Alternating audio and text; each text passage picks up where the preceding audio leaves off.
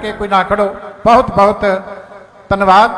गृह मंत्री जी बादल साहब नूं शरधा के फुल भेंट कर रहे हैं, फिर स्टेज ते आ रहे हैं। आओ उन्होंने विचार सुनिए।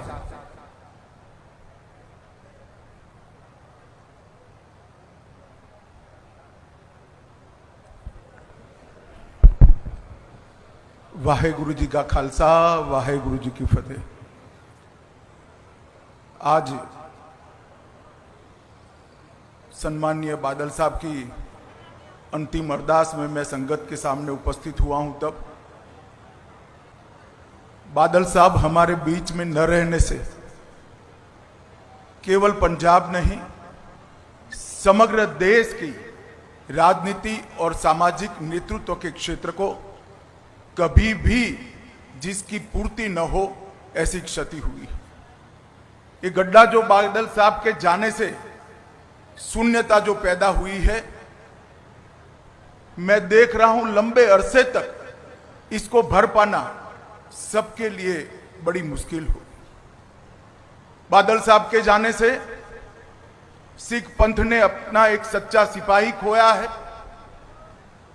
देश ने एक देशभक्त खोया है, किसानों ने अपना सच्चा हमदर्द खोया है और ढेर सारे राजनीतिक जीवन के उच्च मानांकों को सिद्ध करने वाले महापुरुष को खोया है।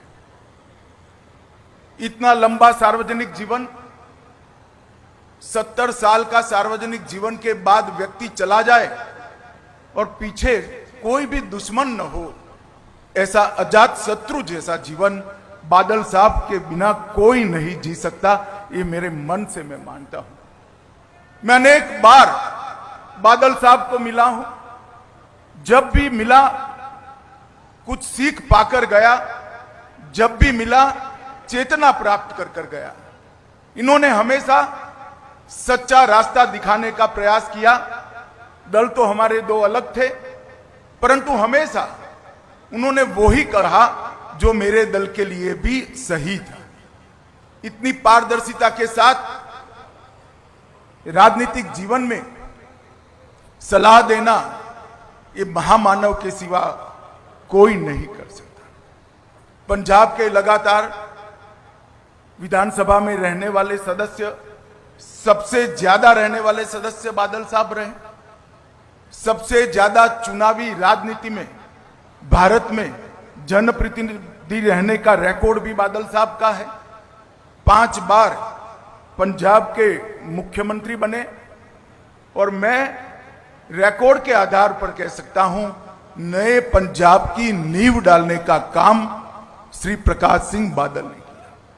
सरदार प्रकाश सिंह बादल के जाने के साथ ही भाईचारे का सरदार चला गया।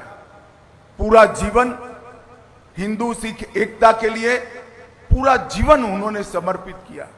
राजनीति में कई विरोध झेलने के बावजूद सबको एकजुट रखने के लिए बादल साहब हमेशा प्रयासशील रहे। अभी सरदार सुखबीर जी बता रहे थे, बादल गांव में मंदिर भी बादल साहब का बनाया हुआ है, मस्जिद भी बादल साहब की बनाई हुई है और गुरुद्वारा भी बादल साहब का बनाया हुआ है। साच अर्थ में ऐसे व्यक्ति को दिया लेकर भी ढूंढेंगे तो देश के राजनीतिक जीवन में, सामाजिक जीवन में कभी भी नहीं मिल पाएगा। 1970 से लेकर आज तक जब भी देश के लिए खड़ा होने का मौका आया, बादल साहब ने कभी पीठ नहीं दिखाई। सार्वजनिक जीवन में सबसे लंबा समय जेल के अंदर रहकर सिद्धांतों के लिए, पंथ के लिए संघर्ष करने वाला कोई व्यक्ति था तो सरदार प्रकाश सिंह बादल थे।